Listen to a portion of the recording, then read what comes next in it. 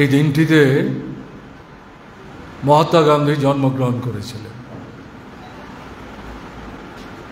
আমি সীতারাম সম্পর্কে আলোচনা শুরু করতে যাওয়ার আগে মহাত্মা গান্ধীকেও এই দিনে শ্রদ্ধার সাথে স্মরণ করছি।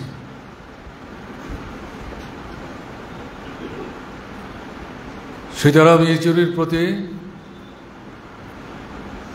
গভীর শ্রদ্ধা নিবেদন করছি, তার পরিবার পরিজনদের প্রতি সমবেদনা জ্ঞাপন করছি।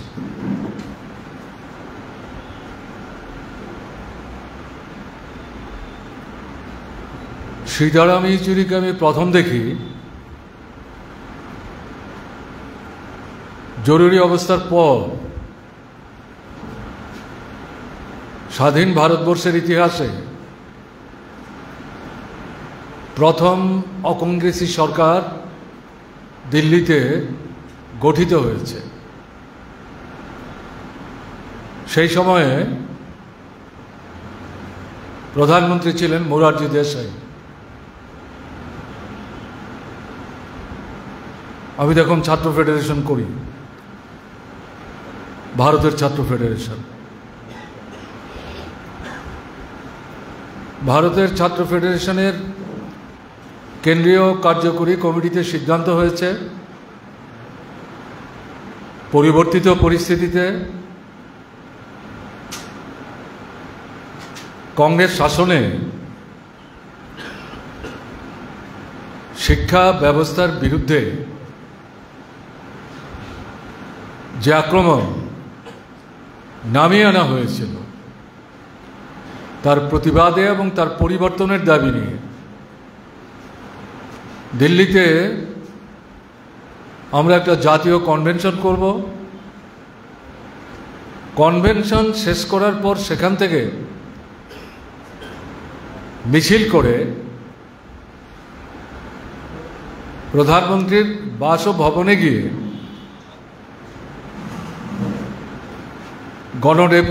ডেপুটেশনের আকারে প্রধানমন্ত্রীর হাতে আমাদের দাবি সম্বলিত স্মারকপত্র তুলে দেব। সেই কনভেনশন দিল্লিতে অনুষ্ঠিত হয়েছিল মবলঙ্কার হলে।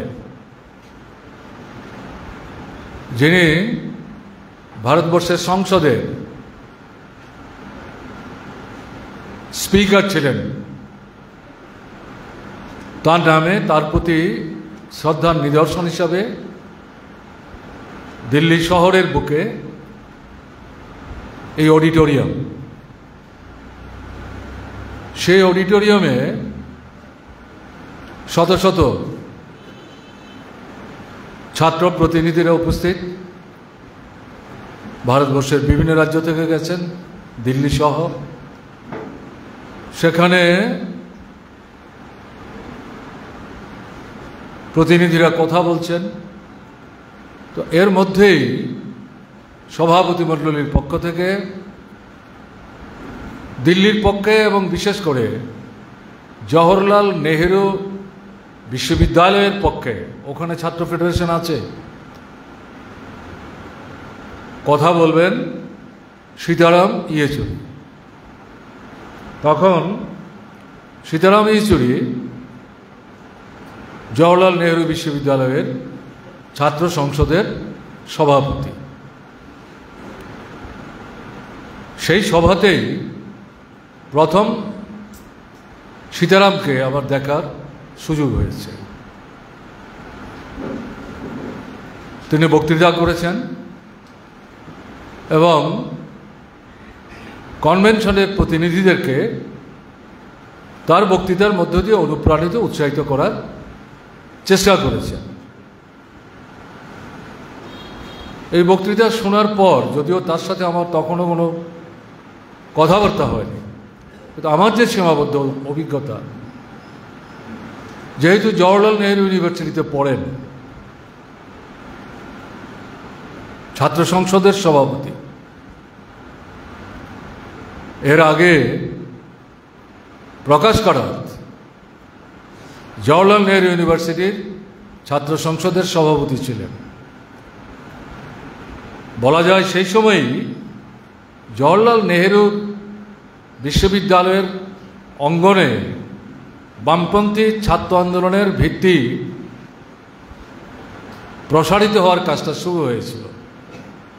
এরই ধারায় সীতারাম সহ শত শত সম্ভাবনাময় ছাত্রকর্মী ভারতের ছাত্র ফেডারেশনের সাথে নিজেদেরকে যুক্ত করতে শুরু করেছেন। তো সে যাই হোক, সেই সভার আলোচনার পরিপ্রেক্ষিতে অল্প সময়ের আলোচনা আমার তখন মনে হয়েছিল যে সম্ভাবনাময় এবং ভবিষ্যৎ দিনে তাকে যদি ঠিকভাবে সহযোগিতা এবং পরিচালনা করা যায়, বড়সড় নেতা হিসাবে তিনি নিজেকে প্রতিষ্ঠা করতে পারবেন। আমার সেই সময় এটা আমার নিজস্ব অনুভূতি। এই অনুভূতি যে আমি কারোর সাথে শেয়ার করেছিলাম ঘটনা তা না। এখানে বসেই যখন বলছিল ঘোষক দীর্ঘ সময়ের সহযোদ্ধা হিসাবে ছাত্র আন্দোলন থেকে পলিট ব্যুরো পর্যন্ত কাজ করেছেন, নিশ্চয়ই অনেক কিছু বলবেন, আমি বিস্তৃত বলবো না। এই প্রথম দিনের ঘটনা আমার মনে হয়েছে উল্লেখ করলে বোধহয় অপ্রাসঙ্গিক হবে না, এবং সেদিনের যে অনুভূতি এটা সত্য বলে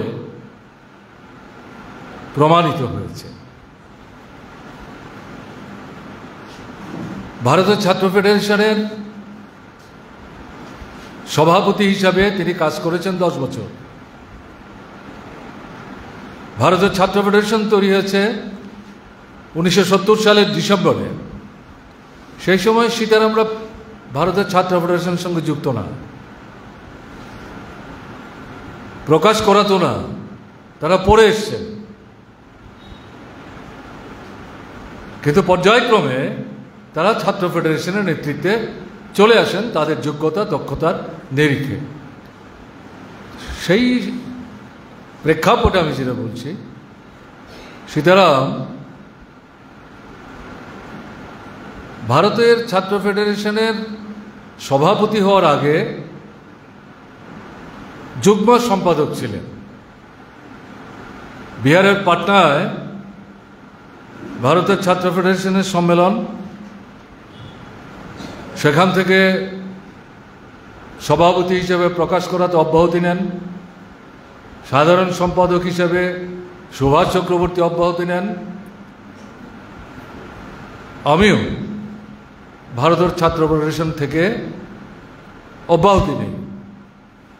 সেই সম্মেলনে পশ্চিমবাংলার কমরেড সাধারণ সম্পাদক হন, কেরালার কমরেড M.A. বেবি সভাপতি হন এবং সীতারাম ইয়েচুরি অন্যতম যুগ্ম সম্পাদক হিসাবে দায়িত্বপ্রাপ্ত হন। সেই সময় থেকে শুরু, বিশেষ করে আমি যেটা বলবো, পরবর্তী সময় যখন তিনি সভাপতি হলেন, স্বাভাবিক কারণে দায়িত্ব তার উপর অনেক বেশি বাড়ল। এই সংগঠনের মূল নেতৃত্বের মধ্যে সভাপতি সম্পাদক অন্যতম, আমরা সবাই জানি। তখন যেটা দপ্তরে বসে কাজের মধ্য দিয়ে সংগঠন চালাবার চেষ্টা করেন, সারা ভারতবর্ষে ঘুরেছেন, রাজ্যে রাজ্যে গেছেন। শুধু কমিটির মিটিং করে চলে আসতেন না, থাকতেন 2 দিন 3 দিন, জেলায় যেতেন, মহকুমায় যেতেন, রাজ্যের সমস্যা বুঝবার চেষ্টা করতেন। ছাত্রদের সমস্যা, কৃষকদের সমস্যা, শ্রমজীবী অংশের মানুষের সমস্যা, উপজাতি তফসিলি অংশের মানুষের সমস্যা, রাজ্যের অর্থনৈতিক অবস্থা। প্রত্যেকটা রাজ্যেরই কতগুলি বিশেষ বৈশিষ্ট্য আছে। সব রাজ্যের বৈশিষ্ট্য একরকম ঘটনা তা না, এই উপলব্ধি সীতারামের মধ্যে ছিল, তাই এগুলো সে বুঝবার চেষ্টা করতেন। এর পরিপ্রেক্ষিতেই ছাত্র আন্দোলনের নেতৃত্ব একসাথে বসে কথা বলে সব রাজ্যের জন্য একরকম ফর্মুলা না, আন্দোলন সংগ্রাম সংগঠন অগ্রগমনের প্রশ্নে এই যে রাজ্যে রাজ্যে ঘুরে ঘুরে অভিজ্ঞতা সঞ্চয় করতেন, তার মতো অন্যান্য নেতৃত্ব করতেন, তাদের সম্মিলিত আলোচনার মধ্য দিয়ে অভিজ্ঞতার আদান প্রদান ঘটিয়ে কোন রাজ্যে কী ধরনের কর্মসূচি নিয়ে ছাত্র আন্দোলনকে সংগঠিত করে গণতান্ত্রিক আন্দোলনকে বিকশিত করার ক্ষেত্রে আমাদের ভূমিকা নিতে হবে। এই যে কাজটা, এটা কিন্তু একটা অসাধারণ কাজ, অত্যন্ত গুরুত্বপূর্ণ কাজ। আমার বলতে বাধা নেই, আমাদের বিভিন্ন সংগঠনের, সেটা কেন্দ্রেই বলুন রাজ্যেই বলুন, এই ধরনের দৃষ্টিভঙ্গি নিয়ে সারা দেশে ঘোরা, রাজ্যেরও সব মহকুমায় জেলায় ঘোরা, গ্রামে যাওয়া, এটা আমাদের নেতৃত্বের একটা বড় অংশের মধ্যেই অনুপস্থিত। কাজেই সীতারামের স্মরণ সভায় তাকে যখন শ্রদ্ধা জানাচ্ছি, তার রেখে যাওয়া যে কাজের অভিজ্ঞতা, যা দিয়ে সে তার গণতান্ত্রিক আন্দোলনের জীবন শুরু করেছিলেন, কমিউনিস্ট আন্দোলনের স্রোতধারার সাথে নিজেকে যুক্ত করার প্রক্রিয়ার সাথে যুক্ত হয়েছিলেন, সে শুরুয়াত করেছিলেন, সেই কারণে আমার মনে হয়েছে এটা বোধহয় আজকে উল্লেখ করা খুব প্রাসঙ্গিক, তাই আমি এটা উল্লেখ করলাম। আমাদের যারা, যেহেতু আমরা রাজ্যে এই স্মরণসভা করছি, খোয়াই মহকুমায় করছি, আমাদের রাজ্যের যারা বিভিন্ন গণতান্ত্রিক সংগঠনের নেতৃত্ব, এই শুধু ছাত্র ফেডারেশন বলছি না, ছাত্র, যুব, নারী, কৃষক, শ্রমিক, শিক্ষক, কেরানি, কর্মচারী, এই যে নেতৃত্ব, কি রাজ্যের নেতৃত্ব কি মহকুমার নেতৃত্ব, তাদেরকে কিন্তু চার দেওয়ালের মধ্যে নিজেকে আবদ্ধ রেখে যদি সংগঠন পরিচালনা করার চেষ্টায় এখনো নিজেকে ব্যস্ত রাখেন, তাহলে দায়িত্ব পালন করতে পারবেন না। সীতারামের জীবন থেকে এই অভিজ্ঞতা নিয়ে এই ধারা যদি, এই দুর্বলতা যদি এখনো আমাদের মধ্যে থেকে থাকে, তার থেকে নিজেদেরকে মুক্ত হতে ভূমিকা নিতে হবে, এটা আমার আবেদন। তাহলেই তার প্রতি শ্রদ্ধা জানাবার জন্য আমরা যেখানে মিলিত হয়েছি, সম্মান জানাবার জন্য মিলিত হয়েছি, এটা সার্থক হবে। সেখান থেকে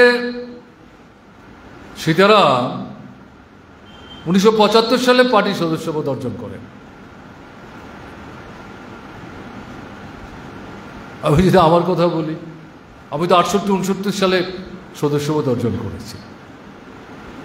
কাজে এ দিয়ে পার্টির সিনিয়র জুনিয়র এভাবে তো জ্ঞান, গুণ, দক্ষতা, পারদর্শিতা, এগুলোর মূল্যায়ন করতে গেলে ভুল করা হবে, সেভাবে আমরা মূল্যায়ন করি না। সীতারাম ছাত্র আন্দোলনের মধ্য দিয়ে মার্ক্সবাদী কমিউনিস্ট পার্টির সাথে নিজেকে যুক্ত করেন, সেখান থেকে পার্টির কেন্দ্রীয় কমিটিতে আসেন। আমাদের পার্টির কেন্দ্রীয় কমিটিতে সম্পাদক মণ্ডলী আছে, তাতে পরবর্তী সময় যুক্ত হন। তার পরবর্তী সময়ে পলিট ব্যুরোতে আসেন।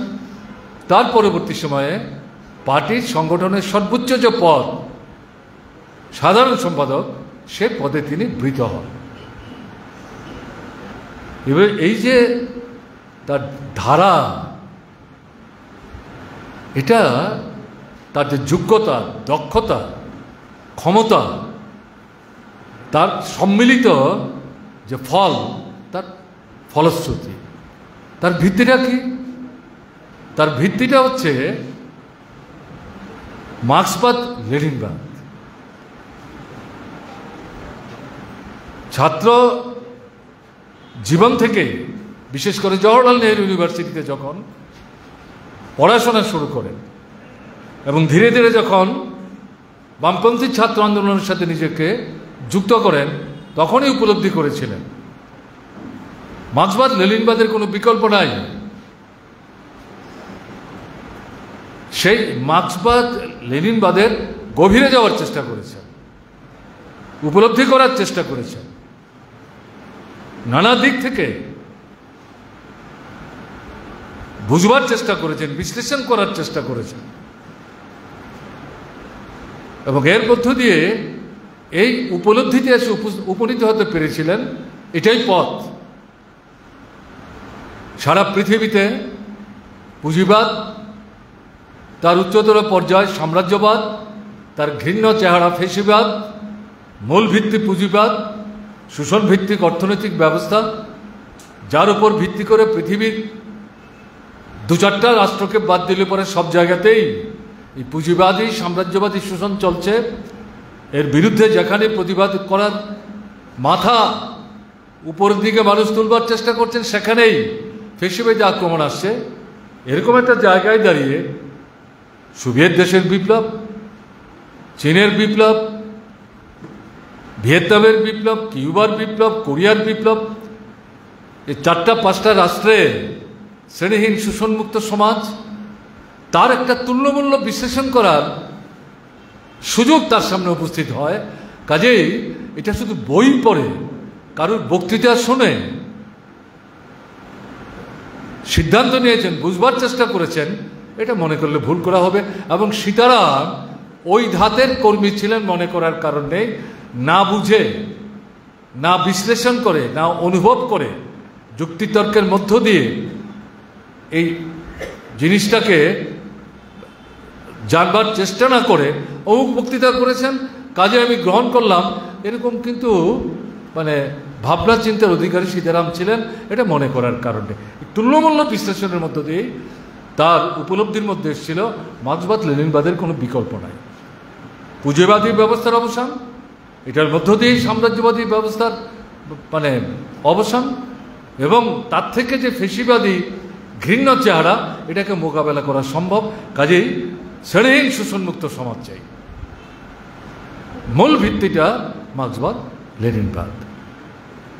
এবং এটা ঘটনা কিন্তু এই না কতগুলি বাছাই করা বই একবার পড়লাম, তারপরে আলমারিতে তুলে রেখে দিলাম সাজিয়ে গুছিয়ে, আর এগুলি ধরবারও চেষ্টা করলাম না, ধুলাবালি জমছে, পোকায় কাটছে, নজরও দিচ্ছি না, ঘটনা কিন্তু তা না। মার্ক্সের লেখা, এঙ্গেলসের লেখা, লেনিনের লেখা, এগুলো একবার পড়লেই উপলব্ধি করা যায়। যদি আমরা কেউ মনে করি তাহলে ভুল করব। প্রতিনিয়ত আন্তর্জাতিক পরিস্থিতিতে যে ঘটনা প্রবাহ চলছে, তার পরিপ্রেক্ষিতে আমাদের দেশের ভিতরে যা ঘটছে, তাকে ভিত্তি করে আমাদের রাজ্যে রাজ্যে যে বিষয়গুলি ঘটে চলেছে, তাতে নানা জটিলতা তৈরি হচ্ছে, নানা নূতন নূতন প্রশ্ন সামনে আসছে। এরকম জায়গায় লেনিন যে কথা বলেছেন যে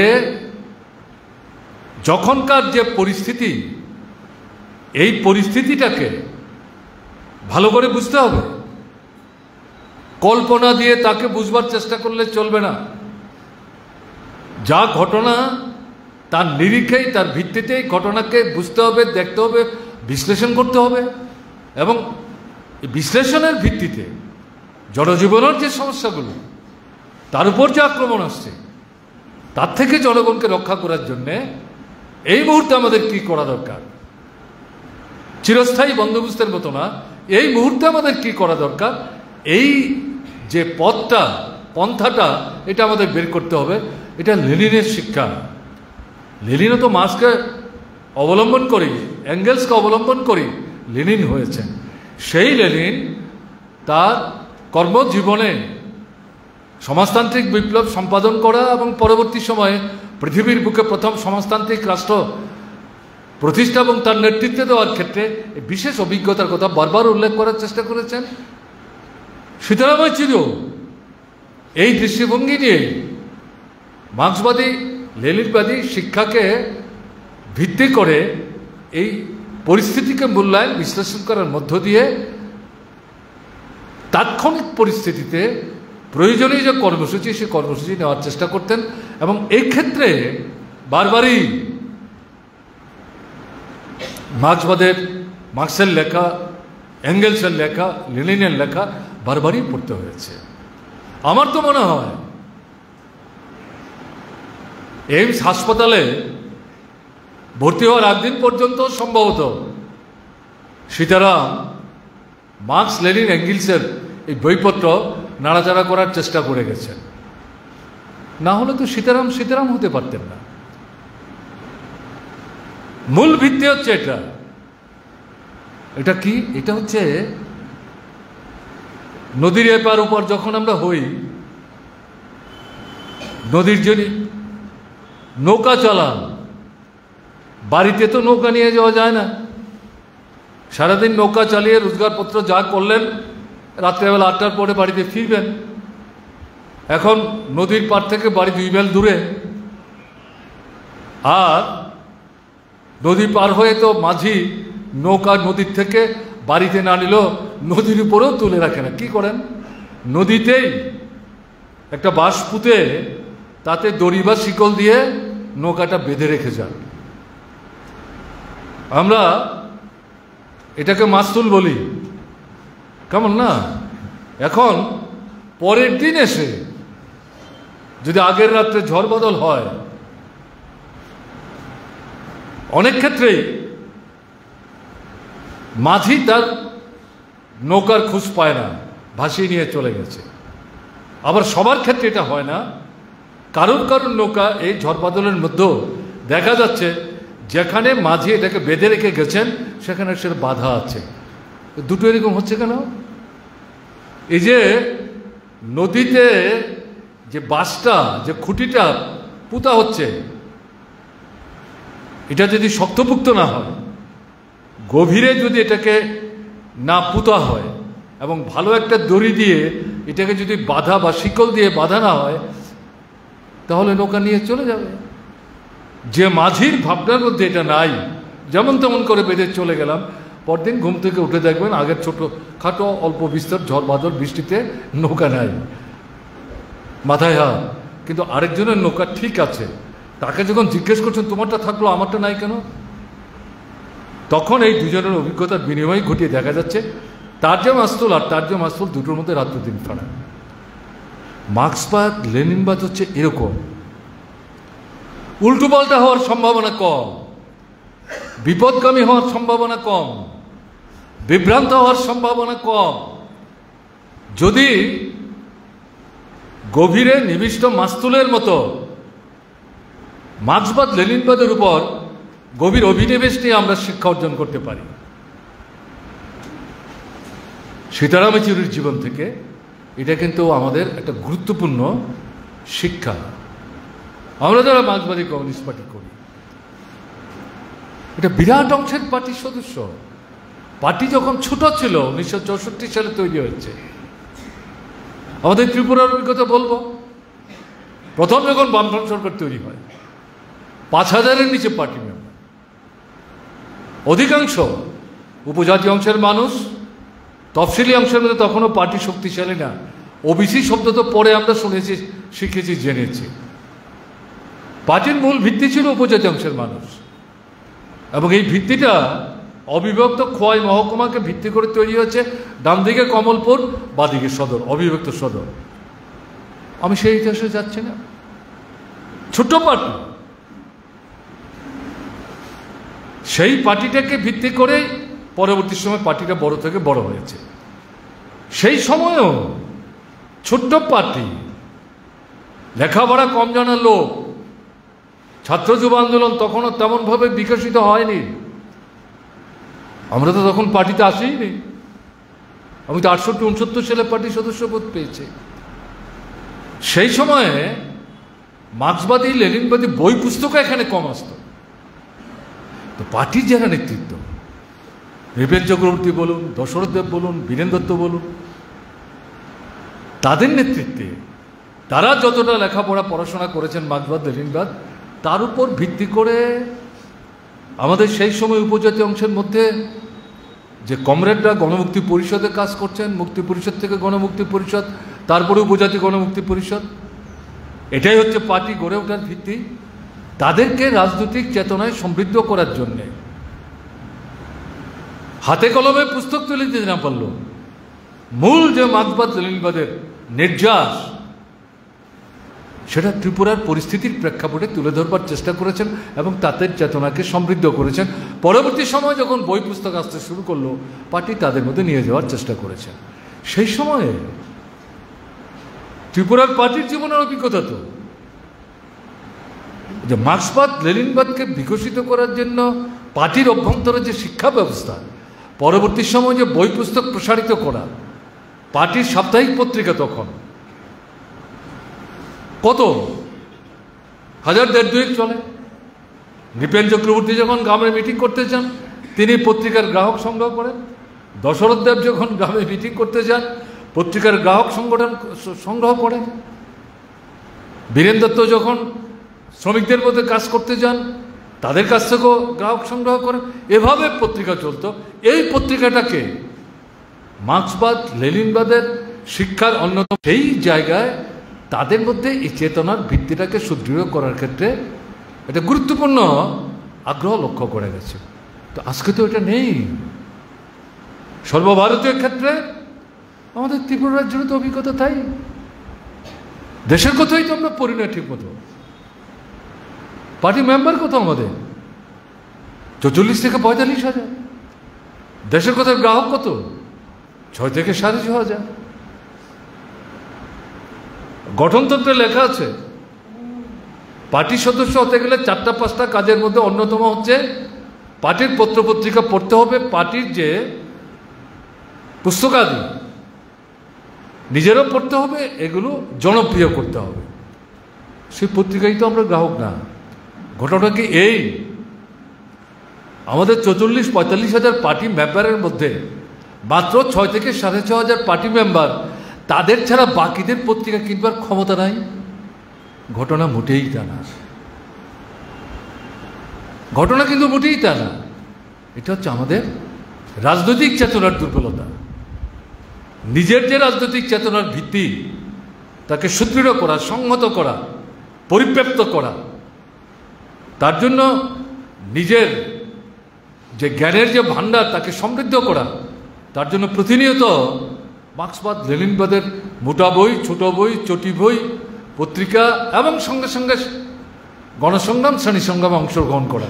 শুধু পত্রিকা পড়লাম, আলমারি সাজালাম, বই পড়লাম, মিছিল মিটিংয়ের দিকে নজরই থাকলো না, মানুষের সাথে কোনো যোগাযোগ থাকলো না, তাহলে হবে না।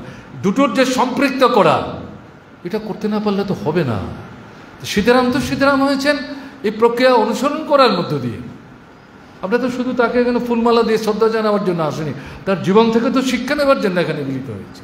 বলে এই কারণেই কথাগুলো আমি বলছি, যা দেখেছি একটুও কিন্তু অতিরঞ্জন করে বলবার চেষ্টা করছি, ঘটনা তা না। এবং তার যে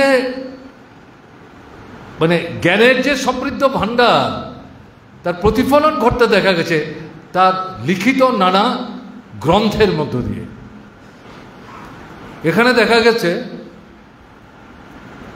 তার স্মরণে যে প্রস্তাব এখানে পাঠ করেছেন আমাদের সম্পাদক মণ্ডলীর সদস্য, রাজ্য কমিটির সদস্য, আপনাদের বিধায়ক, তাতে উল্লেখ করেছেন, দুটো বইয়ের নাম উল্লেখ করেছেন। এই দুটো বই হচ্ছে এই মুহূর্তে ভারতবর্ষের রাজনৈতিক পরিস্থিতিতে অত্যন্ত প্রাসঙ্গিক। মূল মতাদর্শগত সংগ্রাম কার বিরুদ্ধে? পুঁজিবাদ, সাম্রাজ্যবাদ, ফেসিবাদ। এটা বিশ্বব্যাপী। আমাদের দেশে এই লড়াইটা আমরা যখন করছি, তখন আমরা দেখছি আপনার আরএসএস ফেসিবাদী ধারণার অনুসারী, তাদের নিয়ন্ত্রণে বিজেপি যে সরকারটা ভারতবর্ষে চালাচ্ছে, তারা তথাকথিত হিন্দু রাষ্ট্রের নাম বলে আমাদের গোটা দেশটাকে উলটপালট করে দেওয়ার চেষ্টা করছে।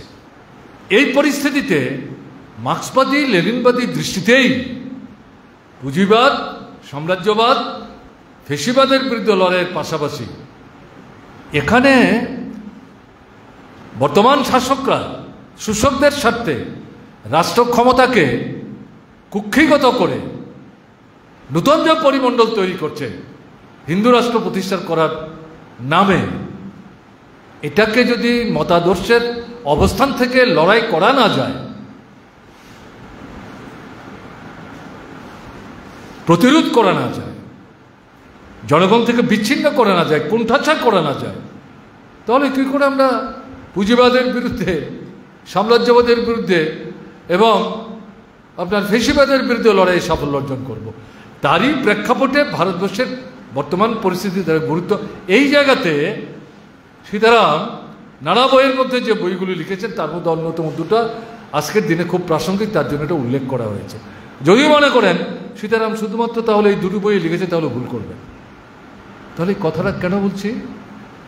মার্ক্সবাদী লেনিনবাদী শিক্ষায় শিক্ষিত হওয়ার প্রেক্ষাপটে তার যে চেতনা, তার থেকে তিনি বুঝেছিলেন নানা সময়ে আমাদের সমাজ জীবনে আমাদের শ্রেণী শত্রুরা মতাদর্শের ক্ষেত্রে মার্ক্সবাদ লেনিনবাদকে যখন মোকাবেলা করতে পারছে না, এরা ভিন্নতর দৃষ্টিভঙ্গি নিয়ে বিকৃত ভাবনা মানুষের মধ্যে ছড়িয়ে দিয়ে গণ আন্দোলন, শ্রেণী আন্দোলন, কমিউনিস্ট আন্দোলনকে বিপদগামী করার চেষ্টা করে। এটাকেও সমধিক গুরুত্ব দিয়ে লড়াই করতে হবে। তো ভিত্তিটা কি?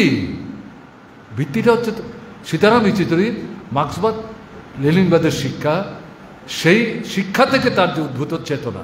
তাই আমি এই কথাটা বলছি বারবার। কেন? বিশেষ করে আমাদের এই মুহূর্তে গণ আন্দোলন, শ্রেণী আন্দোলন এবং পার্টি, তাতে যে নূতন নূতন ছেলেরা মেয়েরা আসছে। শুধু নূতন কেন, আমরা পুরনোরাই তো পড়াশোনা করছি না। কাজে নূতন পুরানো নির্বিশেষে সীতারামের জীবন থেকে মৌলিক গুরুত্বপূর্ণ শিক্ষা হচ্ছে মার্ক্সবাদ লেনিনবাদের উপর আস্থা সৃষ্টি করতে গেলে পর যার কোনো বিকল্প নাই, যাকে ভিত্তি করে যেটা সীতারাম অনুসরণ করার চেষ্টা করতেন, এর প্রেক্ষাপটেই এটা বাস্তবের মাটিতে প্রয়োগ করে লক্ষ্যে পৌঁছার সংগ্রামকে আমাদের এগিয়ে নিয়ে যেতে হবে। তার জন্য যেটা আমি বিশেষ করে আবেদন করব, এই স্মরণ সভায় আমাদের কিন্তু এই শপথটা গ্রহণ করতে হবে। কাল অবধি যাই আমরা করে থাকি না কেন, শুধু বাড়িতে আলমারি সাজাবার জন্য না, নিজের যে চেতনার যে ভাণ্ডার, রাজনৈতিক চেতনা, শ্রেণী চেতনা, একে সমৃদ্ধ করার জন্যে আমরা তো ছোট ছোট বই দিয়েই শুরু করেছি। আমি যদি নিজেকে নিজে প্রশ্ন করি আমি কত মোটা মোটা বই পড়েছি, তাহলে তো হিসেব করে খুব বেশি বইয়ের সংখ্যা বলতেও পারবো না। কাজে এই কারণে আপনাদের কাছে অনুরোধ থাকবে, আমাদের সীতারাম ইয়েচুরি সাংসদ হয়েছিল রাজ্যসভায়, 12 বছর কাজ করছেন, 2টা টার্ম অবাম। কংগ্রেস বলুন, বিজেপি বলুন, অন্যান্য রাজনৈতিক দল বলুন, প্রাদেশিক দল বলুন, কিন্তু একটা সময়ের ব্যবধানে রাজ্যসভার সদস্যরা বুঝতে পারলেন, নতুন পুরনো, যে সীতারাম যখন কোনো বিষয়ের উপর কথা বলবেন, সংকীর্ণতায় ভুগে না, আন্তর্জাতিক পরিস্থিতির প্রেক্ষাপটে দেশীয় অবস্থার নিরিখে যে বিষয়টা নিয়ে আমরা রাজ্যসভায় আলোচনা করছি, এটা রাষ্ট্রপতির ভাষণই হোক, এটা বাজেট যে সরকার লোকসভায় উপস্থিত করে রাজ্যসভায় পাঠিয়েছে তার উপর ভিত্তি করে ভাষণই হোক, অথবা অন্যান্য গুরুত্বপূর্ণ জাতীয় বিষয়ের উপর ভাষণই হোক, সীতারাম ইয়েচুরি একটা সার্বিক দৃষ্টিভঙ্গি নিয়ে গঠনমূলক ভাবনায় জারিত হয়ে দেশের কি করে ভালো হয়, অধিকাংশ মানুষের স্বার্থ কি করে রক্ষা করা যায়, মানুষের ক্ষতি যারা করছেন তাদেরকে কি করে কোণঠাসা করা যায়, দ্বিতীয় হচ্ছে মার্ক্সবাদ লেনিনবাদকে প্রয়োগ করে বাস্তব সম্পর্কে যথার্থ অনুধাবন, তাকে ভিত্তি করে যে সংসদ আমাদের দেশের গণতান্ত্রিক ব্যবস্থার সর্বোচ্চ যে প্রতিষ্ঠান, সেখানে যখন কথা বলছেন, এই ভদ্রলোক তো যে কোনো একজন সাধারণ সাংসদ না, তার কথার মধ্যে তো গুরুত্ব আছে, এটার ভার আছে, ওজন আছে, মূল্য আছে, একটা দৃষ্টিভঙ্গি আছে, তার মধ্যে একটা ভবিষ্যৎ আছে, পথ নির্দেশ আছে, তার কথাও কিন্তু তারা শোনার চেষ্টা করতেন। এটা সাধারণ ব্যাপার না। কাজেই আমাদের যারা সাংসদ, কেন সীতারাম পারতেন, কেন আমি পারবো না? কাজে সীতারামের জীবন শৈলী থেকে এবং তার যে হলেন না, কে মন্ত্রী হলেন না, এটা তো বড় কথা না। আমি কি কন্ট্রিবিউট করছি, যেখানে নির্বাচিত হয়ে যাচ্ছি, কার জন্য কি কথা বলছি, কেন বলছি। কাজে এই যে জায়গাটা, সবাই না, কিছু কিছু দলের সঙ্গে আমাদের পার্টির তৎকালীন যে নেতৃত্ব হরিকৃষ্ণ সিং সূর্যি, তিনি আসা যাওয়া করতেন দলের আলোচনার ভিত্তিতে। একটা সময়ে পার্টির আলোচনার ভিত্তিতে সীতারামকে হরিকৃষ্ণ সিং সূর্যজিতের সাথে ভিন্ন রাজনৈতিক দলগুলির সঙ্গে যে আলাপ আলোচনা, এই সভাগুলিতে তাকে নিয়ে যাওয়া, এই বিরোধী রাজনৈতিক দলগুলির সাথে আচার আচরণ করতেন, কথাবার্তা বলতেন, তর্ক করতেন, বিতর্ক করতেন, কিন্তু তাদের মর্যাদা রক্ষা করে সম্পাদক হন। 1 নাগারে 9 বছর, আরো বিরাট দায়িত্ব তার কাঁধে চাপে। এতে করে বিরোধী রাজনৈতিক দলগুলোর সাথে ভারতের কমিউনিস্ট পার্টি মার্ক্সবাদী এবং এই সাথে বামপন্থী রাজনৈতিক দলগুলোর সম্পর্ক নিবিড় করে তোলার, আরএসএস নিয়ন্ত্রিত বিজেপির নেতৃত্বের সরকার 10 বছর, একে কুণ্ঠাসা করতে হবে, রাজনীতির লড়াইয়ে পরাস্ত করতে হবে, ক্ষমতা থেকে উচ্ছেদ করতে হবে। এটা কি মার্ক্সবাদী কমিউনিস্ট পার্টির শক্তির জোরে সম্ভব? বিজেপিকে পরাস্ত করতে গেলে পর বিজেপি বিরোধী যে রাজনৈতিক দলগুলো আছে, তাদের যে সমর্থক, যারা ভোটার, এটার বেশিরভাগটাকে একটা মঞ্চে আনতে হবে। এটা আনতে গেলে পর CPIM, CPI, RSP, forward block, এর সঙ্গে সঙ্গে এর বাইরে যে অবিজেপি রাজনৈতিক দলগুলো আছে, সবাইকে আনা যাবে ঘটনা তা না, অধিকাংশকে আনার চেষ্টা করতে হবে। এই যে প্রক্রিয়াটা, এই প্রক্রিয়াটা ধারাবাহিকভাবে মানে চালু রাখার মধ্য দিয়ে শেষ পর্যন্ত ইন্ডিয়া ব্লক তৈরি হয়েছে। এক্ষেত্রে কমরেড সীতারাম ইয়েচুরি, আমাদের পার্টির পক্ষ থেকে তিনি এই যে মানে সম্মিলিত আলাপ আলোচনাগুলি শুরু হয়েছিল, সেখানে তিনি প্রতিনিধিত্ব করতেন। অন্য কাউকে আমরা পাঠাতাম না, দরকার নাই। এটি আমাদের মধ্যে কোনো বিরোধ নাই, উনিই যাচ্ছেন, অন্যরা যাচ্ছে না কেন? কেউ দাবি করছেন তাকেই পাঠাচ্ছেন, আমাকে পাঠাচ্ছেন না কেন? দরকার নাই তো। তিনি আলোচনা করেই যাচ্ছেন, আলোচনা কি হলো ফিরে এসে আবার রিপোর্ট করছেন, অন্য আরেকজনকে পাঠাবো। এটা তো বুর্জোয়া রাজনৈতিক দলের মতো নেতৃত্বের মধ্যে বিরোধের কোনো প্রশ্ন নাই। সেই জায়গায় অত্যন্ত মুনশিয়ানার সাথে সিপিআইএমের নেতা বলে, ভারতের কমিউনিস্ট পার্টির মার্ক্সবাদী সাধারণ সম্পাদক বলে সীতারাম যেহেতু বলছে, তাই আমাদের সবাই এটা গ্রহণ করাই উচিত হবে। ব্যাপারটা কিন্তু এরকম ছিল না। মার্ক্সবাদী কমিউনিস্ট পার্টির শক্তিটা কি? কেরালায় মাত্র আমাদের করবেন, পশ্চিমবাংলায় নাই, ত্রিপুরায় নাই। তৃণমূল আদাফিসির স্বৈরাচারী কায়দায় মার্ক্সবাদী কমিউনিস্ট পার্টিকে ধ্বংস করার চেষ্টা করছে পশ্চিমবাংলায়, গোপনে গোপনে বিজেপির সঙ্গে সমঝোতা করছে। আবার অল ইন্ডিয়া এই যে মঞ্চটা তৈরির চেষ্টা হচ্ছে, ওখানে গিয়ে বলছে আমি বিজেপির বিরুদ্ধে। কেমন না? আমাদের ত্রিপুরাতে সরাসরি বিজেপির সঙ্গে আমাদের লড়াই, এখানে তৃণমূল এসেও সুবিধা করতে পারেনি, গণতন্ত্র সংহার করে নিয়েছে, সংবিধানকে ধ্বংস করে দিয়েছে, ভোটকে প্রহসনে পরিণত করেছে। তো এরকম জায়গায় ভারতবর্ষের অন্য কোনো রাজ্যে আমাদের একটা সরকার তৈরি করার মতো এমন কোনো পরিবেশ কিন্তু সেদিনও ছিল না, আজকেও এই মুহূর্তে নেই। বরং কেরালার যে সরকারটা আছে, এই সরকারটাকে ক্ষমতাচ্যুত করার জন্য যে কংগ্রেস এই বিজেপি বিরোধী সম্মিলিত মঞ্চ তৈরি করার চেষ্টা আমরা করছি, সেই কংগ্রেস এই সরকারটার বিরুদ্ধে সেখানে লড়াই করছে।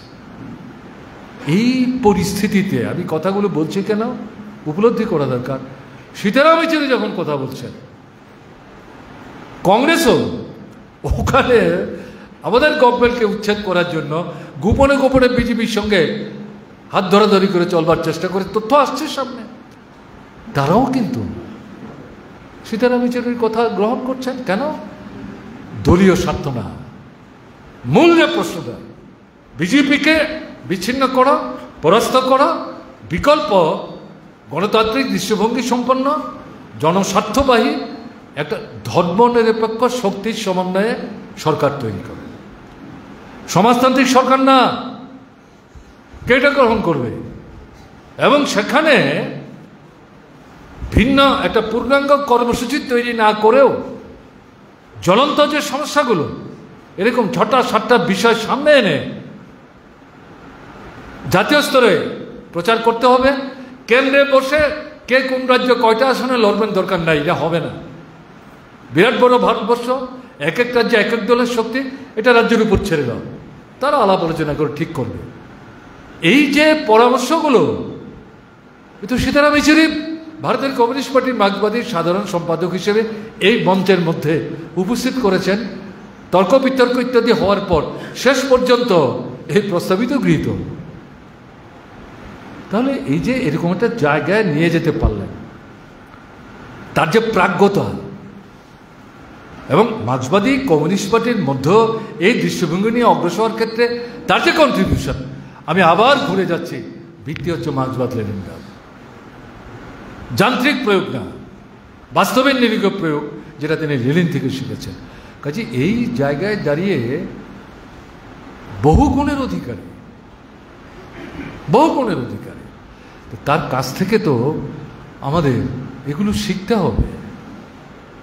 এই যদি শিখতে না পারে, সীতারাম চলে গেছেন, সে তো ফিরে আসবে না। মানুষ পৃথিবীতে একবারই জন্ম নেয় এবং মৃত্যু তো অবধারিত, কারোর আগে হবে, কারোর পরে হবে। সীতারাম এত তাড়াতাড়ি চলে যাবেন এটা বিশ্বাস হয়নি। অসুস্থ হয়ে যখন সে হাসপাতালে ভর্তি হলো, যখন খবর প্রতিদিন নিচ্ছিলাম, তখন আমার মনে হয়েছে আরে এ তো যে কোনো জটিল অবস্থা হয়ে যেতে পারে, ছুটে গিয়েছিলাম। কিন্তু তখন সীতারাম কথা বলার মতো অবস্থা ছিলেন না, সেডিশনে ছিলেন। যে ডাক্তারবাবু তার চিকিৎসা করছিলেন, দুজন ডাক্তারবাবু দাঁড়িয়ে সবটা জিনিস ব্যাখ্যা করছিলেন। ডাক্তারবাবুরা জোরের সঙ্গে বলতে পারছেন না কি হতে যাচ্ছে। সন্দেহ যে আমার মনে হচ্ছিল না তা না, কিন্তু তারপর একটা সংগোপনে একটা বিশ্বাস বহন করছিলাম, না সীতারাম ফিরে আসবে। তো 72 বছর বয়স। এখন তো আমাদের দেশে হরে ঘরে দেখা যায় 80 থেকে 85 সাধারণভাবে যারা একটু সুশৃঙ্খল জীবনযাত্রা নির্বাহ করেন বাঁচতে পারে, কেমন না? কাজে এইভাবে সীতারাম চলে যাবে, এটা তো ভাবনার বাইরে। ক্ষতি হলো আমাদের পার্টি ক্ষতি মানে আমরা যে জনগণের স্বার্থে লড়াই করছি তাদের ক্ষতি হলো বামপন্থী আন্দোলনের। এবং স্বাভাবিক কারণে শুধু বামপন্থী আন্দোলন না, বামপন্থী আন্দোলনকে ভিত্তি করে এই যে ফেসিবাদী ভাবনা নিয়ে যে শক্তিরা এখন সরকার চালাচ্ছে, তাদের বিরুদ্ধে যে আন্দোলনটা গড়ে তোলার জন্যে আমরা চেষ্টা করছি, এই আন্দোলনটাও খানিকটা ক্ষতিগ্রস্ত হয়েছে। ওই যারা কথা কমরেড রঘুর বলবার চেষ্টা করেছেন, গত 28 তারিখ দিল্লিতে আমাদের পার্টির ডাকে সীতারামের প্রতি শ্রদ্ধা জানাবার জন্য স্মরণ সভা হয়েছিল। আমি জানি না এর আগে আমাদের পার্টি কোনো নেতার মানে প্রয়াণের পর বিরাট বিভিন্ন দলের নেতৃত্বের উপস্থিতিতে এভাবে স্মরণ সভা সংগঠিত। তাদের প্রয়াণের পর তাদের পক্ষ উদ্যোগ নিয়ে বিভিন্ন রাজনৈতিক দলের এই বিরাট সংখ্যক নেতৃত্বকে সমাবেত করে এরকম সভা তারা সংগঠিত করতে পেরেছেন কিনা। এটা ঘটনা 1964 সালে আমাদের পার্টি তৈরি হয়েছে। মাঝখানে একাধিক পার্টির সাধারণ সম্পাদকদের আমরা দেখেছি। পি সুন্দরের প্রথম সম্পাদক, EMS নাব্যদ্বিবাদ দ্বিতীয় সম্পাদক, হরিকৃষ্ণ শেখ সুরজিৎ তৃতীয় সম্পাদক, তারা প্রয়াত হয়েছেন। কিন্তু সম্পাদকের দায়িত্ব থেকে অব্যাহতি নেওয়ার পর কাজে যুক্ত ছিলেন, তার পরবর্তী সময়ে তারা প্রয়াত হয়েছে। তাদের বর্তমানে আমাদের প্রকাশ করা হরিকৃষ্ণ সিং সুরজিতের হাত থেকে সম্পাদকের দায়িত্ব নেন। তিনিও 3 দফায় কাজ করেছেন। আমাদের সিদ্ধান্ত লোকাল কমিটি থেকে কেন্দ্রীয় কমিটি পর্যন্ত 3 দফার বেশি সম্পাদকের দায়িত্ব আমরা কারো করে রাখবো না। সেই সুবাদে প্রকাশ করাতকে 3 দফা কমপ্লিট হওয়ার পর তিনি দায়িত্ব ছেড়েছেন, তিনি কাজ করছেন। সীতারাম ইয়েচুরি দায়িত্বে আসেন। কিন্তু সম্পাদকের দায়িত্বে থাকাকালীন সময়ে 64 সালের পর থেকে সীতারামের আগে আমাদের কোনো সম্পাদক প্রয়াত হয়েছেন ঘটনা তা না। এটা ভিন্নতর ঘটনা, এক্সট্রাঅর্ডিনারি,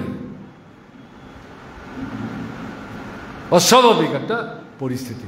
কাজে এই জায়গায় দাঁড়িয়ে যদি কেউ মনে করেন তিনি যেহেতু এই পার্টির মানে মৃত্যুর দিন পর্যন্ত সাধারণ সম্পাদক ছিলেন, তার জন্যই বোধহয় এত হইখল্লোড়ি হচ্ছে, বোধহয় এইভাবে দেখলে পরে সীতারামের অবমূল্যায়ন হবে। তাহলে এতক্ষণ যে কথাগুলি বললাম, আলোচনাগুলি করলাম, এগুলি কিন্তু অর্থহীন হয়ে যাবে। এটা আলাদা ক্ষেত্র। সীতারাম তার জ্ঞান, গরিমা, বুদ্ধি, প্রয়োগ, এই সব কিছুর মধ্য দিয়ে এটা পরিমণ্ডল তৈরি করেছেন, যেটা সবাইকে আকৃষ্ট করতে পেরেছিলেন, যেটা তার মৃত্যুর পর যেমন দেখেছি আমরা প্রতিক্রিয়া, এবং এই স্মরণ সভাতেও আমরা তার প্রতিক্রিয়া আমরা লক্ষ্য করেছি। তাহলে সেই দিক থেকে তার জীবনের এই যে গুণগুলো, এই গুণগুলো তো আমাদের আহরণ করতে হবে। একটা মানুষ আরেকটা মানুষের মতো হয় না, একই রকম হয় না, কেমন না? কিন্তু একজনের চরিত্রের যে সদ্গুণগুলো, সেগুলো আহরণ করার চেষ্টা কেন আমরা করব না? তাই এই জায়গায় দাঁড়িয়ে এই বিষয়গুলো এখানে বলার চেষ্টা করলাম। তো মূল কথা হচ্ছে মার্ক্সবাদ লেনিনবাদের উপর আমাদের জ্ঞান বাড়াতে হবে, জনগণের সঙ্গে সম্পর্ক নিবিড় থেকে নিবেদিত করতে হবে, আনুষ্ঠানিক না। লড়াই সংগ্রামে প্রত্যক্ষ অংশগ্রহণ করতে হবে, শুধু নিজের দল সংগঠনের বৃত্তের মধ্যে আবদ্ধ না, তার বাইরে। যেহেতু আমাদের একক শক্তির ভিত্তিতে আমরা যেখানটা পৌঁছতে চাই, এটা অত সহজ না, পৌঁছা যাবে কাল বাদে পরশু, তাতে অন্য শক্তিকে সমবেত করতে হবে। এই মুহূর্তে যারা প্রধান বিপদ হিসেবে আমাদের সামনে উপস্থিত, তাদেরকে বিচ্ছিন্ন করতে হবে, পরাস্ত করতে হবে। সেই জায়গায় অন্য যে রাজনৈতিক দল আমাদের সঙ্গে সব বিষয়ে একমত না, কিন্তু কোনো কোনো বিষয় 3-4টা বিষয়ে সহমত পোষণ করেন, তাদের সঙ্গে আমাদের সমঝোতা গড়ে তোলার ক্ষেত্রে যে প্রচেষ্টা, সেই প্রচেষ্টা কি জাতীয় স্তরে কি রাজ্য স্তরে আমাদের গ্রহণ করতে হবে। কিন্তু এর মধ্যে সুবিধাবাদী কোনো দৃষ্টিভঙ্গি নেওয়ার সুযোগ নাই। নীতি আদর্শ অস্বীকার করে তাকে জলাঞ্জলি দিয়ে শুধু সংসদীয় যে ঝুঁকের দ্বারা প্রভাবিত হয়ে যাকে থেকে নিয়ে যদি আমরা চলবার চেষ্টা করি, তাহলে কিন্তু আবার ভুল হবে। এটা কিন্তু আমাদের দৃষ্টিভঙ্গি না। সীতারামও কিন্তু এই শিক্ষা দিয়ে যাননি। কাজে এই শিক্ষাগুলি নিয়ে আমাদের কিন্তু আগামী দিনে এগিয়ে যেতে হবে। সারা ভারতবর্ষে আজকের যা পরিস্থিতি, গত লোকসভা নির্বাচনে পরাস্ত করা না গেল, দুর্বল করে গেছে বিজেপিকে। একলাই 370 আসন, আর সঙ্গে দলগুলি নিয়ে 400 ছাড়িয়ে যাবেন। লক্ষ্য কি? সংবিধান সংশোধন করে যুক্তরাষ্ট্রীয় ব্যবস্থার বেদিমূলে আঘাত দিয়ে আমেরিকার কায়দায় একদলীয় স্বৈর শাসন ভারতবর্ষের বুকে চাপিয়ে দেওয়ার জন্য, রাষ্ট্রপতি শাসন ব্যবস্থা চাপিয়ে দেওয়ার জন্য ওই 400 আসন পার করার লক্ষ্য নিয়ে অগ্রসর হয়েছিল, কিন্তু সেখানে বাধা পেয়েছে, আসন কমেছে। সংবিধান চাইলেই পরিবর্তন করতে পারবে না, এটা একটা সাফল্য। তার থেকে অনেকে মনে করেছিলেন তাকে একটা আঘাত দেওয়া গেল, যা খুশি তা করতে পারবে না। কিন্তু ঘটনা যেটা, আমরা পার্টির কেন্দ্রীয় কমিটির সভায় লোকসভা নির্বাচনের ফলাফল পর্যালোচনা করে এই উপসংহার টেনেছিলাম, সাময়িক তারা একটু নিজেদেরকে সংকুচিত রাখার চেষ্টা করবে, কিন্তু একটা সময়ের পরেই তারা তাদের পুরনো চেহারা নিয়ে তাদের যে ঘোষিত কর্মসূচি, সেই কর্মসূচি রূপায়ণের জন্য ঝাঁপিয়ে পড়ার চেষ্টা করবে, যেটা এখন আমরা লক্ষ্য করছি গত 4-5 মাসের মধ্যেই। কি স্লোগান? এক দেশ এক ভোট। এটা সংবিধানের বিরুদ্ধে কথা বলছে, সংসদীয় গণতান্ত্রিক ব্যবস্থার বিরুদ্ধে কথা বলছে, যুক্তরাষ্ট্রীয় ব্যবস্থার বিরুদ্ধে কথা বলছে, রাজ্যগুলোর অধিকারের উপর আঘাত করার কথা বলছে। দিল্লির ক্ষমতা দখল করতে পারলে পর রাজ্যের ক্ষমতা প্রবর্তনের চিন্তা করার দরকার নেই, আমরাই ঠিক করব কোথায় কখন কি হবে না হবে। সিরিয়াস একটা জায়গায় চলে যাচ্ছে। ব্রিটিশের আমলের কিছু আইন সংশোধন করার নাম করে নতুন যে আইন তৈরি করেছে, তো ব্রিটিশের আইনের চেয়ে তো খারাপ আইন, এবং সবচেয়ে মূল আক্রমণ হচ্ছে গণতান্ত্রিক অধিকারের উপর, স্বাধীন মতামত ব্যক্ত করার অধিকারের উপর। চতুর্থ স্তম্ভ প্রচার মাধ্যম, তার স্বাধীন যে কাজকর্ম করার যে অধিকার সুযোগ তারা এতদিন ভোগ করতেন, এর উপর আক্রমণ। সিরিয়াসলি তারা এই জায়গাটা যাওয়ার চেষ্টা করছে। অর্থনীতির ক্ষেত্রে সারা পৃথিবীতে খনিজ তেলের দাম কমছে, ভারতবর্ষ কমছে না। সেই দাম আছে এবং তাকে বাড়াবার চেষ্টা করছে। তার প্রতিফল আমাদের দৈনন্দিন বাজারের জিনিসপত্রের উপর ঘটছে। গরিব মধ্যবিত্ত মেহনতি মানুষ, তাদের পকেট কাটা যাচ্ছে। ভ্রুক্ষেপই নেই, ভ্রুক্ষেপই নেই।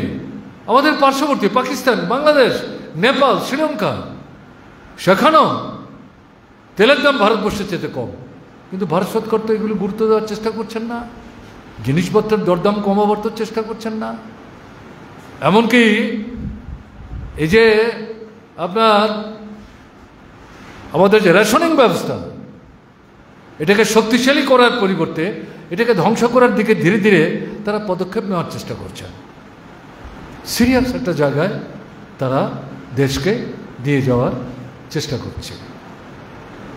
এবং যেটা লক্ষ্য করা যাচ্ছে, হিন্দুত্বের স্লোগানকে মাথায় রেখে, হিন্দুত্বের স্লোগান এই মুহূর্তে সামনে না এনো, যাদের বিরুদ্ধে আক্রমণ তারা প্রথম থেকে সংগঠিত করছিল, মুসলিমদের বিরুদ্ধে, সংখ্যালঘুদের বিরুদ্ধে। আরএসএসের তো মূল স্লোগান কি? তাদের তিনটা হচ্ছে প্রধান শত্রু: মুসলমান, খ্রিস্টান আর কমিউনিস্ট। এটা হচ্ছে তাদের প্রধান শত্রু। এর বিরুদ্ধেই সীতারামার যে লেখা, হিন্দুত্ব মানেটা কি, ধর্ম এবং ধর্মনিরপেক্ষতার মধ্যে ফারাকটা কি, এই দুটো বই পড়লে কিন্তু এটা পাবেন। এটাই বলবার চেষ্টা করেছে, কাউন্টার করার চেষ্টা করেছে। এখন দেখা যাচ্ছে নির্বাচনের ফল প্রকাশিত হওয়ার পর তারা ভীষণ ক্ষুব্ধ, প্রকাশ করতে পারছে না। যেই জায়গায় পরাস্ত হয়েছে সেই জায়গায় বিশেষ করে তারা যেখানে লক্ষ্য করছেন সংখ্যালঘু মুসলমানদের ভোট তারা কম পেয়েছেন, তফসিলিদের ভোট তারা কম পেয়েছেন, অন্যান্য সমাজের অংশের মানুষের ভোট কম পেয়েছেন, সেখানে আক্রমণ সংগঠিত করছে এবং মূলত আক্রমণ কেন্দ্রীভূত করছে সংখ্যালঘু মুসলিমদের বিরুদ্ধে। কোথায় যাচ্ছে? কিসের পরিবর্তন? তারা আবার আসন কমা সত্ত্বেও, যদিও এখন এটা বিজেপি সরকার না, এনডিএ সরকার, বিজেপি প্রধান শক্তি, সবাইকে নিয়ে চলতে হচ্ছে। কতদিন এটা এভাবে থাকবে না আমরা কেউ জানি না। এই জায়গাটা তারা যাওয়ার চেষ্টা করছে। ফলে সীতারামের উপস্থিতিতে এই কিছুদিন আগে আমরা কেন্দ্রীয় কমিটির সভা করে এসেছি, গতকাল ফিরে এসেছি, তার আগের যে কেন্দ্রীয় কমিটির সভা, যে মূল্যায়ন ভোটের ফলাফলের পর্যালোচনা, এই মূল বিষয়টা উপস্থিত করে বলা হয়েছিল বিজেপির বিরুদ্ধে, আরএসএসের বিরুদ্ধে, ধর্মান্ধ দৃষ্টিভঙ্গির বিরুদ্ধে, অর্থনীতির প্রশ্নে, বেকার সমস্যা সমাধানের প্রশ্নে, সংখ্যালঘুদের নিরাপত্তার প্রশ্নে, মহিলাদের বিরুদ্ধে যে আক্রমণ, তাকে প্রতিহত করার প্রশ্নে আমাদের আন্দোলন তীব্র থেকে তীব্রতর করতে হবে, ব্যাপকতর করতে হবে। এবং আমাদের ফল তো খারাপ হয়েছে লোকসভা নির্বাচনে, এ তো হতাশ হলে চলবে না। মানুষ আমাদের কেন ভোট দিল না, কোথায় আমাদের দুর্বলতা, প্রত্যেকটা রাজ্যে গভীরে গিয়ে বিশ্লেষণ করে বের করতে হবে, কারণ অনুসন্ধান করতে হবে। কারণ যদি আমরা চিহ্নিত করতে পারি, সেখান থেকে বেরিয়ে আসবার জন্য বিকল্প পথ কী হবে সেটা ঠিক করে আমাদের অগ্রসর হতে হবে। পার্টির নিজস্ব শক্তি, ইন্ডিপেন্ডেন্ট স্ট্র্যান্ড, এককভাবে ভারতের কমিউনিস্ট পার্টি মার্ক্সবাদী শক্তি এটাকে বাড়াবার দিকে আমাদের নজর সবচেয়ে বেশি দিতে হবে, লড়াই বাদ দিয়ে না।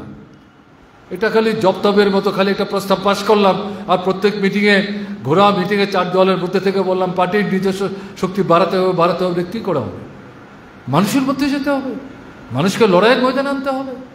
জ্বলন্ত সমস্যা, মানুষ যেভাবে স্লোগান দিলে পরে উজ্জীবিত হবে, অনুপ্রাণিত হবে, সেইভাবে স্লোগান নির্ধারণ করতে হবে।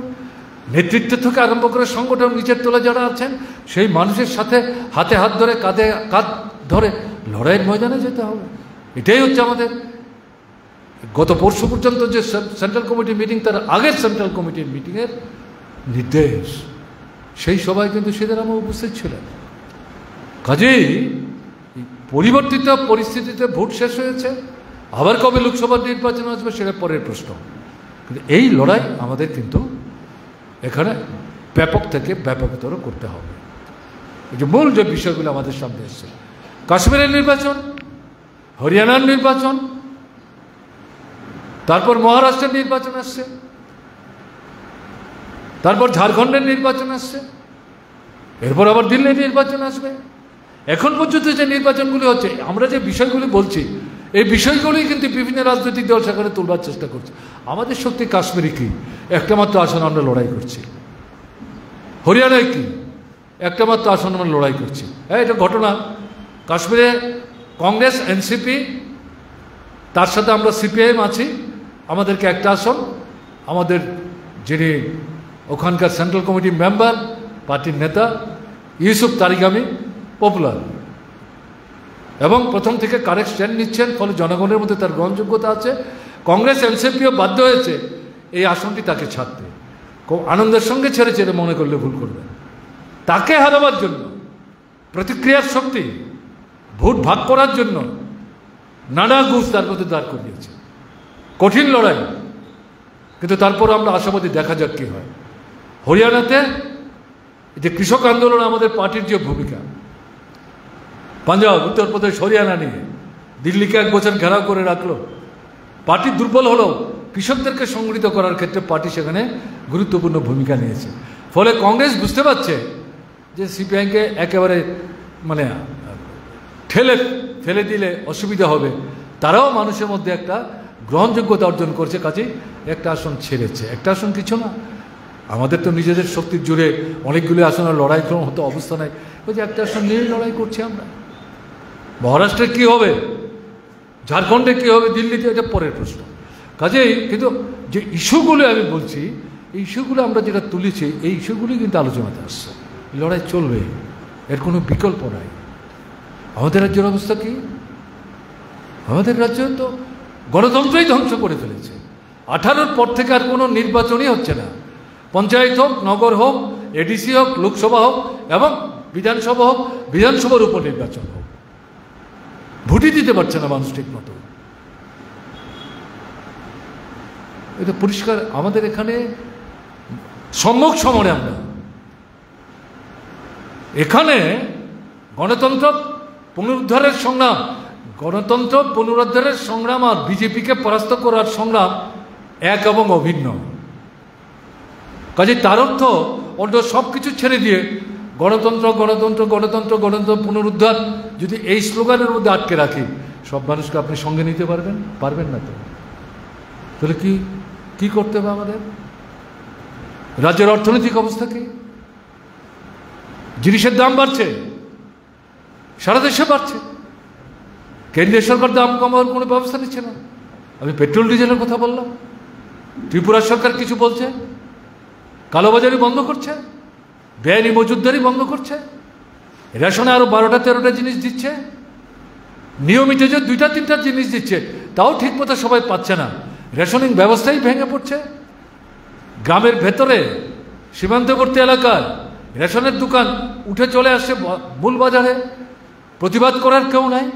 কাজে এই যে পরিস্থিতিতে এর বিরুদ্ধে যদি আমরা লড়াই না করি, শুধু গণতন্ত্র গণতন্ত্র গণতন্ত্র, সঠিক, এই লড়াইটা করার জন্য গণতন্ত্র চাই। কাজে গণতন্ত্রের স্লোগানের মধ্যে আটকে থাকলাম, এই জ্বলন্ত দৈনন্দিন জীবন সমস্যা নিয়ে চুপ থাকলে মানুষগুলো আর বলছেনটা কি? বুঝলাম তো গণতন্ত্র ঠিক আছে, এখন তো আয় নাই, ঘুষগান নাই, খাওয়া নাই, পাতি নাই, অনাহারে দিন কাটাচ্ছে, কিছু বলুন তো। ফলে এই জায়গাটা হচ্ছে মার্ক্সবাদের বাস্তবতা। আমাদের রাজ্যে একদিকে গণতন্ত্র পুনরুদ্ধারের সংগ্রাম চলবে, এরা যে ফ্যাসিবাদী কাজে আক্রমণ করছে তার প্রতিবাদ হবে, আইন শৃঙ্খলাকে ধ্বংস করে দিয়েছে তার বিরুদ্ধে আমরা কথা বলবো, বামনদের ইজ্জত বিভৎসভাবে সেখানে লুণ্ঠিত হচ্ছে তার বিরুদ্ধে আমরা কথা বলবো। কিন্তু অর্থনীতির দিক থেকে এই যে বিষয়, এই বিষয় কিন্তু আমাদের লড়াইটা আগামী দিনে ব্যাপকতর করতে হবে। এটা বন্যা হয়ে গেল, গত 42 বছরে ত্রিপুরাতে এত বড় বন্যা হয়নি। 17 থেকে 18 লক্ষ লোক এই বন্যায় বিধ্বস্ত হয়েছে। কালকে মুখ্যমন্ত্রী বলেছেন 39 জন এই বন্যায় প্রাণ হারিয়েছে। সামনের দিনে হয়তো আর কিছু সংখ্যা পাওয়া যাবে, মাটির তলা থেকে হয়তো দেহ উদ্ধার হবে। গতকালকে পর্যন্ত মুখ্যমন্ত্রীর তথ্য আমি আপনাদের বলছি, দেশের কথায় ছাপিয়েছে 39 জন এই বন্যায় জীবনহানি হয়েছে। কয়েক হাজার পরিবার এখনো প্রায় জোর জবরদস্তি করে আশ্রয় শিবিরে থাকছেন, যাদেরকে গলা ধাক্কা দিয়ে এই সরকারটা অমানবিক পদ্ধতিতে বের করে দেওয়ার চেষ্টা করছে। ঘর নাই, বের করে দিলে গাছের তলায় আশ্রয় নিতে হবে, শিশু কোলে নিয়ে। এদের ঘর তৈরি করে দেওয়ার প্রশ্নে এই সরকারের কোনো উদ্যোগ নাই, রোজগারের কোনো ব্যবস্থা নাই, রেগা বন্ধ। এই পূজার আগে কিছু এখানে সেখানে দিচ্ছে, কিন্তু তাতেও মজুরি আপনারা ঠিক সময় পাবেন কিনা জানি না। উন্নয়নমূলক দপ্তরের কোনো কাজ নাই। মুখ্যমন্ত্রী ঘোষণা করেছেন 564 কোটি টাকার একটা প্যাকেজ, অথচ তিনিই বলছেন, বিধানসভায় বলেছেন 15,000 কোটি টাকার বেশি ক্ষতি হয়েছে। তো 15,000 কোটি টাকার বেশি যদি ক্ষতি হয় 1 মাস আগের হিসেবে, আপনি এখনও 564 কোটি বলছেন, তাতে গিয়ে দেখা যাচ্ছে এখানে বন্যা নিয়ন্ত্রণের জন্য কেন্দ্রীয় সরকারের কাছ থেকে এখন পর্যন্ত 1 পয়সাও পাওয়া যায়নি। কেন্দ্রও বিজেপি সরকার, রাজ্যও বিজেপি সরকার। 64 কোটি টাকা এসছে কি প্রতি বছর কেন্দ্রীয় সরকার এই নানা ধরনের বিপর্যয় মোকাবেলা করার জন্য প্রত্যেক রাজ্যকে রাজ্যের জনসংখ্যা বিবেচনায় রেখে বাজেট থেকে একটা টাকা আলাদা করে রাখা হয়, সেখান থেকে ভাগ ভাগ করে দেওয়া হয়। তাতে ত্রিপুরার জন্য একটা টাকা ধরা আছে। ওই যে টাকা বন্যা না হলেও এই টাকা পাওয়া যেত, তাতে 2 দফায় 64 কোটি টাকা পাওয়া গেছে। মুখ্যমন্ত্রী কোনো কথা বলছেন না তো। দ্বিতীয় দফায় কেন্দ্র থেকে তদন্তকারী দল নাকি কালকে এসছেন। তদন্ত কয় বছর যাবৎ চলবে? ঘর কবে তৈরি হবে? ফসলের মাঠ যেখানে বালুতে ভর্তি, এটা কি করে পরিষ্কার হবে? রাস্তা ভাঙা কি করে ঠিক হবে? হাসপাতালের গাড়ি আসা যাওয়া করতে পারে না, রোগীকে কি করে আনা নেওয়া করবে? পুকুরের মাছ, জলাশয়ের মাছ সমস্ত ভেসে গেছে। গরু, ছাগল, ভেড়া, হাঁস, মুরগি হাজার হাজার ভেসে গেছে। পরিবারগুলো কি করে ঘুরে দাঁড়াবে? কোনো চিন্তা নাই। বারবার এগুলো আমরা বলছি। অমানবিক ভূমিকা নিয়ে যে কয়েক হাজার পরিবার এখনো বাধ্য হচ্ছেন শিবিরে থাকতে, এখান থেকে ঘাট ধাক্কা দিয়ে বের করে দেওয়ার চেষ্টা করছে। এটার যদি বিরোধিতা আমরা না করি, কিসের মার্ক্সবাদী কমিউনিস্ট পার্টি আমরা? এটা তো আমাদের বুঝতে হবে। বেকার সমস্যা আমি দেখলাম আমাদের যুব বন্ধুরা তারা একটা নতুন কর্মসূচি নিয়েছেন। মুখ্যমন্ত্রীর দৃষ্টি আকর্ষণ করার জন্য তারা পোস্ট কার্ডে করে চিঠি দিচ্ছেন কবে আমাদের চাকরি হবে। আমরা যে ইন্টারভিউ দিলাম তার ফল কেন বেরোচ্ছে না? ইন্টারভিউ দিলাম, ফল বেরিয়েছে, আমাদের অ্যাপয়েন্টমেন্ট লেটার দেওয়া হচ্ছে না কেন? ঠিক আছে, এই পরিস্থিতিতে নানা মিছিল, মিটিং, সভা সমাবেশ, ডেপুটেশন দেওয়ার পর তারা এই ধরনের আরেকটা কর্মসূচি নিয়েছেন। আমি তাদের অভিনন্দন জানাচ্ছি। কোথায় কাজ? দেশেই তো কাজ নাই। সারা দেশে বিজেপি সরকার যেখানে কাজ দিচ্ছে না, আর্মিতে, সেনাবাহিনীতে নিয়মিত নিয়োগ বন্ধ। সেনাবাহিনীতে চাকরি করার পর দীর্ঘদিন সেনাবাহিনীতে কাজ করা যায় না। অল্প সময়ের ব্যবধানে যখন তারা চাকরি থেকে অব্যাহতি নেয়, মৃত্যুর দিন পর্যন্ত তারা পেনশন পান। এখন নূতন একটা প্রক্রিয়া তৈরি করে সেনাবাহিনীতে লোক নেওয়ার ব্যবস্থা করেছে, সেখানে 4 বছর 5 বছরের বেশি কাজ করবে না, তারপর চাকরি থেকে হাটিয়ে দেবে, তারা পেনশন ইত্যাদি পাবে না। সেনাবাহিনীতে এরা বুক চিতিয়ে প্রতিপক্ষের সাথে লড়াই করে ভারতবর্ষের সার্বভৌমত্ব রক্ষা করছে, তাদের জীবনের দায়িত্ব সরকার নিতে চাইছে না। আমার ত্রিপুরার বেকার ছেলে মেয়ের চাকরি, এর মধ্যে দেখা যাচ্ছে ঘুষ খেয়ে বাইরের রাজ্যের ছেলেকে সার্টিফিকেট দিয়ে তাকে ইন্টারভিউ দিতে দিচ্ছে, 2, 4, 5, 10টা যে চাকরি হচ্ছে তার মধ্যে তারা চাকরি পেয়ে যাচ্ছে। এরা RSS বিজেপির লোক, হয় পশ্চিমবাংলা থেকে আসছে, না উড়িষ্যা থেকে আসছে, না হয় বিহার থেকে আসছে। কি ব্যাপার? তাহলে এই জায়গায় এই লড়াইটা শুধু যুবকরা করবে? কালকে দেখলাম যুবতীরা মিছিল করেছেন, তাতেও বিশ্ব নারীদের উপর নির্যাতনের প্রতিবাদে কথা বলেছে। ঠিক আছে, তাহলে এই বেকার সমস্যা সমাধানের জন্য শুধু যুবকরা আন্দোলন করবে? মহিলাদের বিরুদ্ধে যে বিভৎস অত্যাচার, এটার বিরুদ্ধে শুধু মহিলারা আন্দোলন করবে? তাহলে গণতান্ত্রিক দৃষ্টিভঙ্গি নিয়ে যারা আমরা শ্রেণী সংগ্রাম, গণসংগ্রাম করার চেষ্টা করছি, আমাদের কোনো ভূমিকা থাকবে না। এই যে বিষয়গুলিকে ভিত্তি করে সামনের দিনে ব্যাপকতর আন্দোলন কিন্তু আমাদের গড়ে তুলতে হবে। এই শিক্ষাই মার্ক্সবাদী কমিউনিস্ট পার্টি দেওয়ার চেষ্টা করছে। পার্টির সাধারণ সম্পাদক হিসেবে কমরেড সীতারাম ইয়েচুরি, তার যে 9 বছর ধরে তিনি যে সাধারণ সম্পাদকের দায়িত্ব পালন করে গেছেন, এই শিক্ষাই পার্টিকে শিক্ষিত করার ক্ষেত্রে তিনিও ভূমিকা নেওয়ার চেষ্টা করেছেন। কাজেই তার কাছ থেকে এই শিক্ষাই তো আমরা নেব জাতীয় ক্ষেত্রে এবং আমাদের রাজ্যের ক্ষেত্রে। কালকে আছে আগরতলায় সমাবেশ। এখন এখানে যারা সমবেত হয়েছেন তারা যদি মনে করেন আজকেই তো একবার আসলাম, শুনেই তো গেলাম সব, একবার পয়সা খরচ করে এসেছি, আবার কালকে আগরতলায় কী করে যাব, কালকে যাব না, তাহলে হবে না তো। এটা চাপান খাওয়ার খরচ কমিয়ে, বিড়ি সিগারেটের খরচ কমিয়ে যেতে তো হবে। কেন যাবেন? আগরতলার মানুষের সুবিধার জন্য না, আপনার সমস্যার বিষয় তো। এই 4-5টা বিষয়ই কালকে আলোচনা করল পার্টির কেন্দ্রীয় কমিটিও। 4-5টা বিষয়ের সামনে নিয়ে 15ই অক্টোবর থেকে 15ই নভেম্বর সারা দেশে আন্দোলনের ডাক দিয়েছে। আমরা যদি মিলিয়ে দেখার চেষ্টা করি, কেন্দ্রীয় কমিটির সিদ্ধান্তের আগেই রাজ্যেতে কিন্তু আমরা তার সাথে সাযুজ্যপূর্ণ এই 3টা 4টা 5টা বিষয় নিয়ে আমরা ডাক দিয়েছি। আগেই আমরা করতাম, সীতারাম প্রয়াত না হলে পরে আর আগেই আমাদের কর্মসূচি হতো, কিন্তু সীতারামের প্রয়াণের কারণে মাঝখানে আমাদের কর্মসূচি বন্ধ ছিল। অন্য কর্মসূচি করতে গিয়ে একটু সময় গেল, কালকেই সমাবেশ। এটা যেতে হবে তো, সীতারামের প্রতি শ্রদ্ধা তো, সম্মান তো, মর্যাদা তো, এটারও কিন্তু নিদর্শন আপনাদের রাখতে হবে। কালকে আগরতলার জমায়েতে খোয়াই থেকে ভালো সংখ্যায় অংশগ্রহণ করার মধ্য দিয়ে। তো সব মিলিয়ে আমি অনেকক্ষণ কথা বললাম, এবং যেটা আমি আপনাদের বলবো, পরিস্থিতি জটিল, এ নিয়ে কোনো সন্দেহ নেই, কিন্তু এটা চিরস্থায়ী মনে করবেন না। এর থেকে বেরোবার পথ আমাদের এই লড়াই সংগ্রামের মধ্যে দিয়ে বের করতে হবে। ইন্দিরা গান্ধী জরুরি অবস্থা জারি করে কিন্তু ক্ষমতা টিকে থাকতে পারেনি। পশ্চিমবাংলায় সিদ্ধার্থ শঙ্কর রায় আধা ফেসিবাদী সন্ত্রাস কায়েম করে কিন্তু কমিউনিটিদের আটকে রাখতে পারেনি। আমাদের ত্রিপুরায় কংগ্রেস যুব সমিতির সরকার আধা ফেসির সন্ত্রাস কায়েম করে বামপন্থীদের আটকে রাখতে পারেনি। 23-এর নির্বাচনে ভোটের ফলাফলের মূল্যায়ন আপনাদের হয়েছে, আমি সেখানে যাচ্ছি না। তাতে কি বেরিয়ে এসছে? লোকসভার তো ভোটই হলো না, পঞ্চায়েত তো তার মধ্যে রুখে দাঁড়াবার চেষ্টা হয়েছে।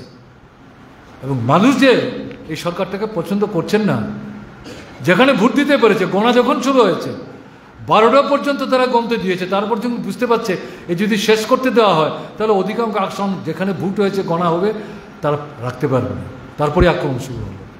এগুলো তো তাদের শক্তি না, দুর্বলতার লক্ষণ। দেখবেন আজকে দেশের কথা লেখা বেরিয়েছে, সেখানে মুখ্যমন্ত্রী আমাদের এই কর্মসূচিটা যখন ঘোষণা করা হয়েছে 3 তারিখ, এতে তিনি উদ্বিগ্ন। আগরতলায় মিটিং করে বক্তৃতা করে বলেছেন যে এরা গণতন্ত্র নাই, আইন নাই, শৃঙ্খলায় বলছে। কে বলছে? ত্রিপুরা খুব ভালো চলছে, আইন শৃঙ্খলা খুব ভালো। এ নিয়ে তাদের প্রশ্ন করার অধিকার নাই। তাদের সময় কি হচ্ছে সে পুরনো ঘটনা আমরা নাড়া দেব, এগুলো নূতন করে বিচার করব। আমরা তো বলেছি সাহসের সঙ্গে করুন না, আপত্তির তো কোনো কারণ নাই, নিয়ম মেনে করবেন, দেখবেন তথ্য কি বেরোয়। আপনার মুখে বরং চুনকালি লাগবে। এবং তিনি কি বলছেন? এদের সঙ্গে তো লোক নাই, এই 2 জন লোক নিয়ে আগরতলায় যখন তখন মিছিল মিটিং করে ওখান থেকে গলা চেঁচিয়ে চিৎকার করে কথাবার্তা বলে। লোক কোথায়? লোকই যদি না থাকবে তাহলে মানুষকে ভোটে অংশগ্রহণ করতে দিচ্ছেন না কেন? রিগিং করছেন কেন? মুখ্যমন্ত্রী আপনাকে কেন বারবার রিগিং করে মুখ্যমন্ত্রীর পদ রক্ষা করতে হচ্ছে? তো কাজে এটা বুঝতে হবে আসলে দুর্বলতা ভীতি থেকে, জনবিচ্ছিন্নতা থেকে, উল্টো দিক থেকে আক্রমণ করে নিজের পিঠের চামড়া রক্ষা করার চেষ্টা করছে। তাই আমাদের যেটা করতে হবে, আমাদের পার্টিটাকে জনগণের সঙ্গে নিবিড় সম্পর্ক গড়ে তোলার মধ্য দিয়ে একেবারে ব্রাঞ্চ থেকে শুরু করে রাজ্য স্তর পর্যন্ত সেভাবে সংহত করার শপথ নিয়েই এগিয়ে যেতে হবে। এবং এর মধ্য দিয়ে সীতারামের প্রতি যেমন শ্রদ্ধা জানানো হবে, সম্মান জানানো হবে, তেমনি পার্টিকে তার মূল লক্ষ্যে ধীরে ধীরে নিয়ে যাওয়ার ক্ষেত্র আমরা কিন্তু পর্যায়ক্রমে সাফল্য অর্জনের মধ্য দিয়ে এগিয়ে যেতে পারবো। এই বিশ্বাস নেই আমরা এখান থেকে আজকে যাব। এই কথাগুলো আপনাদের সামনে উপস্থিত করে আমি আবার আলোচনা শেষ করছি। অনেকক্ষণ ধরে আপনারা শুনছেন, কথা বলতে দিলেন, শুনলেন, তার জন্য আমিও অনুপ্রাণিত বোধ করছি। ভালো থাকবেন। আমার নমস্কার নেবেন।